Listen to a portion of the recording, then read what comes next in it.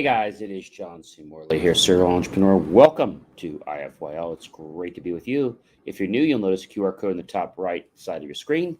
Definitely check that out. Use your phone, scan it. It'll take you over to my link tree with lots of great information for you to become a better version of yourself. Thanks so much for coming here tonight, and actually at the wee hours of the morning of Wednesday, but this is still September 13th, Tuesday's IFYL show.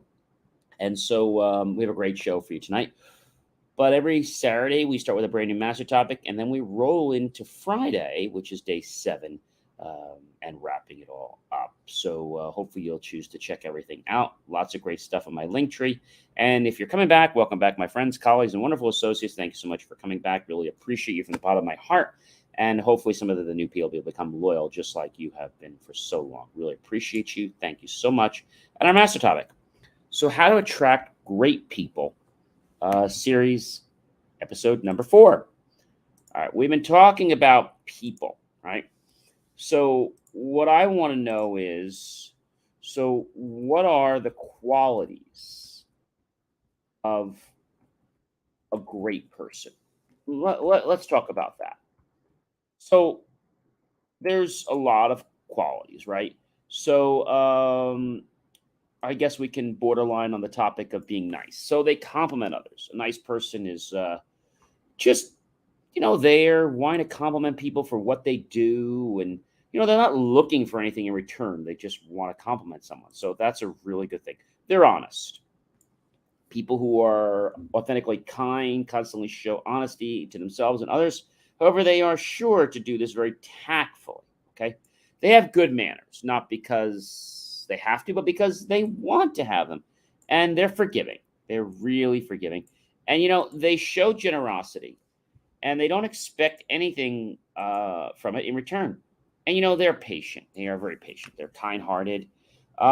People that show that they're very patient, and you won't feel rushed by a good hearted person.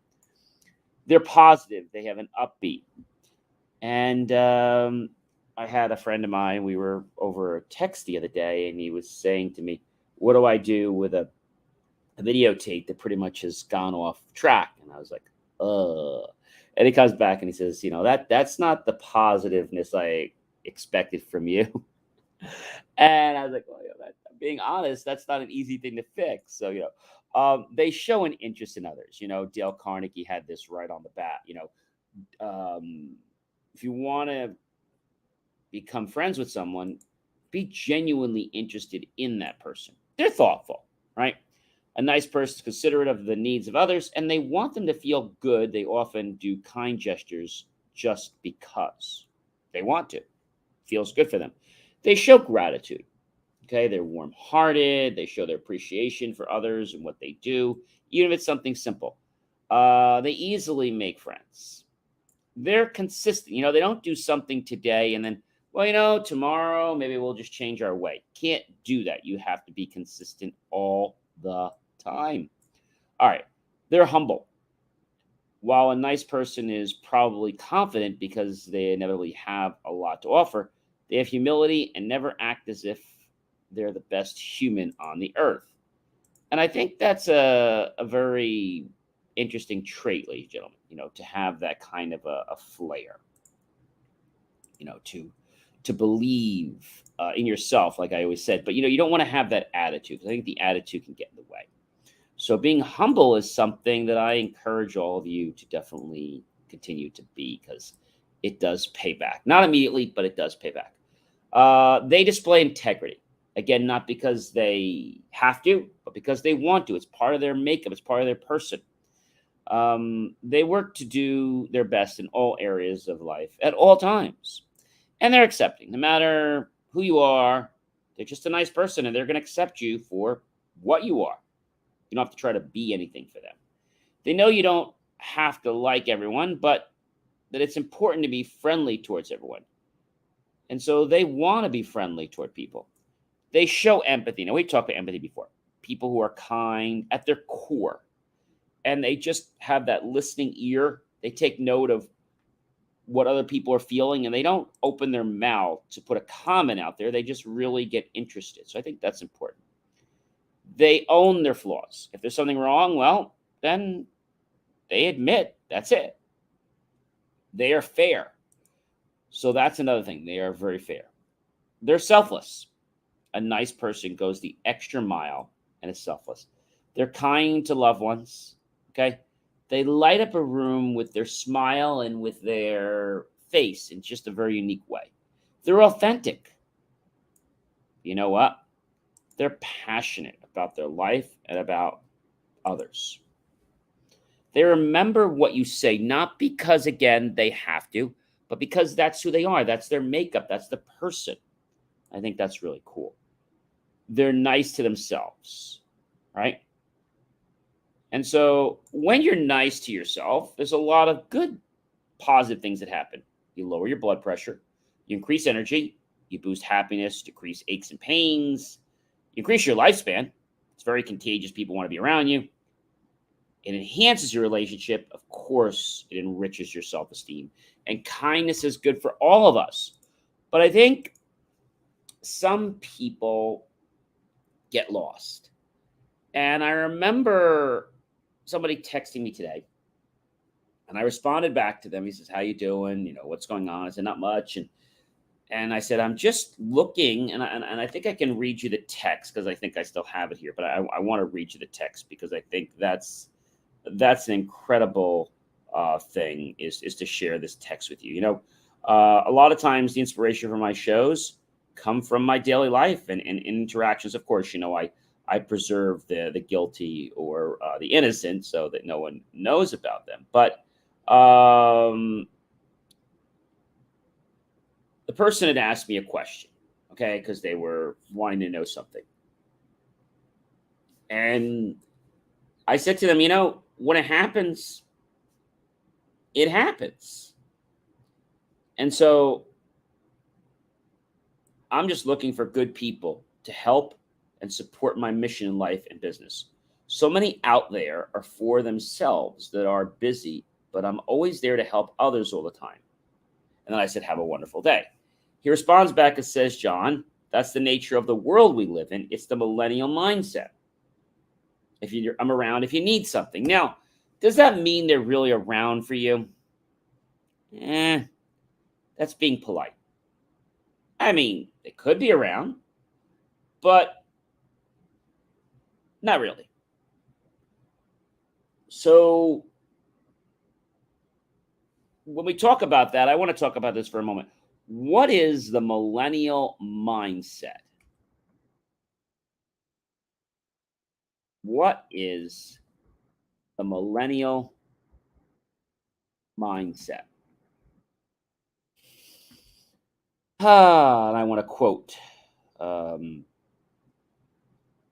very interesting part here of Google.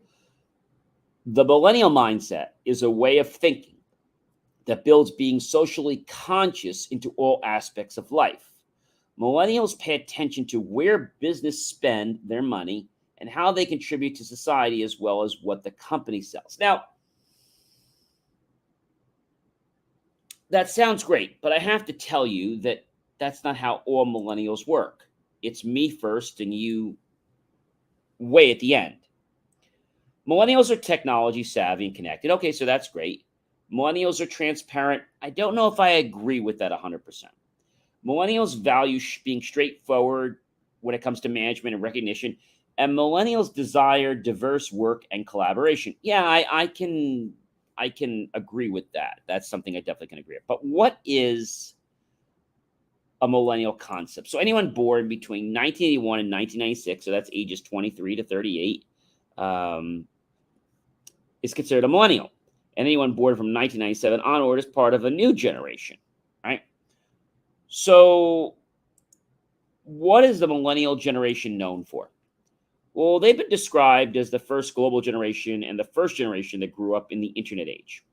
Okay. The generation is marked by elevated usage of and the familiarity of the internet, mobile devices, and social media, which is why they're sometimes termed the digital natives. Well, okay. What do millennials care about most? Well, they want to experience something genuine and incredible. They have values, they have purpose, they have a budget, they keep up with the connections, they have choices, they're eco-friendly, and they're very interested in diversity. However, a lot of them are interested in themselves. What do I mean by that? Well, they're interested in themselves and they don't care about everyone else. Now, this isn't everyone, but quite a few millennials that I've connected with were like this. Do millennials lack empathy? Yes. It allows them to feel concern for others, but they also have trouble even intellectually understanding others' points of view. Millennials are about me, me, me, me, me. Not about you, you, you, you, you. Millennials are lazy. They're entitled narcissists who still live with their parents while they save to do something else later. So millennials are the me generation, right? Millennials are all about me first.